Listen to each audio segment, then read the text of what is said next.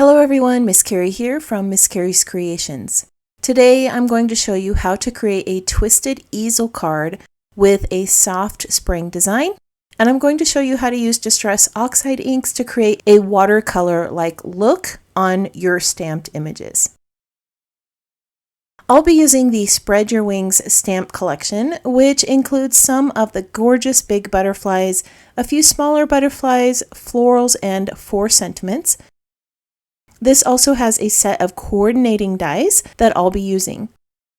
Earlier in the month, I shared some heat embossing tips using these stamps. If you missed that project, I'll add a link to it in the description below, along with a list of the supplies I used today. For this card, you're going to need a piece of cardstock cut at 8.5 inches by 4 1/4 inches, one 4-inch piece of pattern paper or cardstock, a piece of cardstock or pattern paper cut at 1 inches by 3 inches. This is going to hold the sentiment, so if you need to make it a little larger or smaller, you can do that. You will also need some pieces of cardstock to stamp the images onto. We're not going to do any coloring today, but if you plan on shading your images in, make sure you're using a cardstock or paper that is thick enough to stand up on the card base. I will be adding some pattern paper to the inside of my card. If you wish to do that, it will need to be cut at 4 inches by 4 inches. The larger piece of cardstock is going to be our card base, so I'm going to score this at 4 1/4 inches and fold it in half. Then we're going to score it from the top fold line to the opposite corner and fold diagonally. The 4-inch pattern paper that goes on the front of the card will be cut in half diagonally. When you cut this, you want your diagonal cut to go from the top left to the lower right corner so that the pattern is correctly placed on the front of the card. On this pattern, it doesn't really matter, but there are some, like this leaf pattern, that if I were to cut it in the wrong direction, the pattern would look a little bit off on the front of the card. I like to start my diagonal cuts in the center and move up, then down. This prevents my blade from catching the corner of the paper and creating a tear on the edge. I'm going to adhere my pattern papers in place using a little liquid adhesive. Again, make sure your patterns match up and you're going the right direction. I will also be adding some pattern paper to the inside of the card. This is optional. The inside of the card will be showing when this is propped up, so pattern paper creates a more finished look. Alright, I'm going to stamp the images for my card. I'm going to be creating more of a monochromatic card today.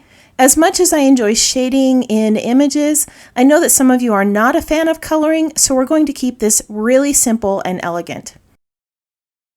For this project, I need 2 floral images, 1 butterfly, and the sentiment. After stamping the floral pieces, I'm going to stamp the butterfly in the same color of ink, and then I'm going to bring in some more colors to create that blend that looks a little bit like a watercolor wash. To create this look, I'm going to tap the edge of my ink pad onto the stamp in various places. I am rotating that stamp pad so I don't end up with just a bunch of lines across the stamp. Once I stamp that second layer of ink, you can see small flecks of color in that gray-blue. Now I'm going to add a 3rd layer with a little bit darker color. Again, I'm just tapping the side of my ink pad onto the stamp and then I'll press this down. When I lift up the stamping platform door, you're going to see a beautiful mix of blues. And as these dry, they're going to have a chalk-like finish. This is a great alternative to coloring in your images. Distress Oxide inks are a pigment dye hybrid, so you will have to wait for that ink to set before you cut everything out with the dyes. If you want to, you could add some clear embossing powder and heat set these to create a raised look. As we add these stamped images to the card base, there are two things you want to remember. Your images are going to need to look aligned while the card is flat and while it's popped up. If I were to place the butterfly so it looked like this while the card was popped up, it's going to look almost upside down when the card is flat.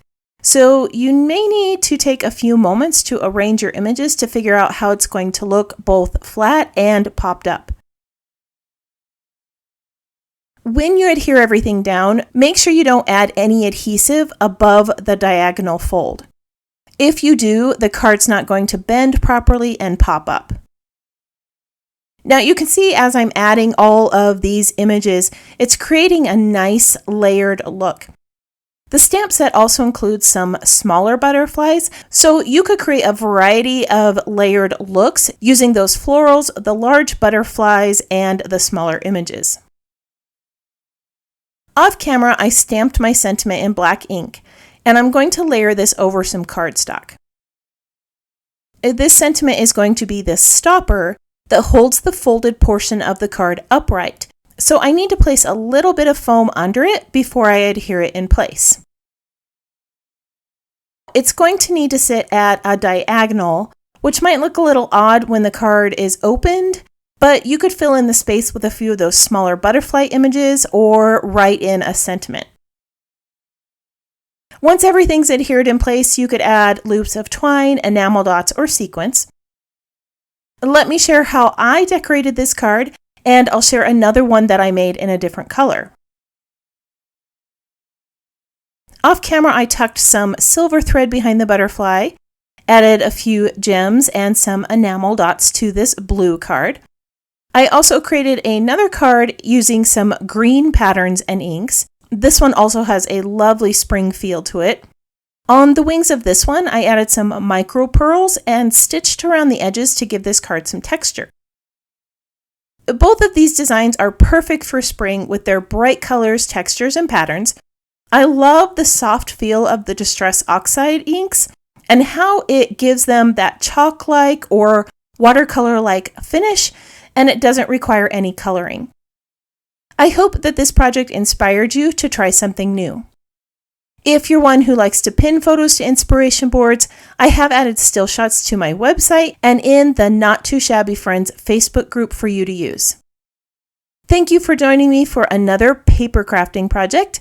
If you have any questions about this project or the supplies I used, feel free to leave me a comment. I hope that you have a wonderful week, and I can't wait to see what you create.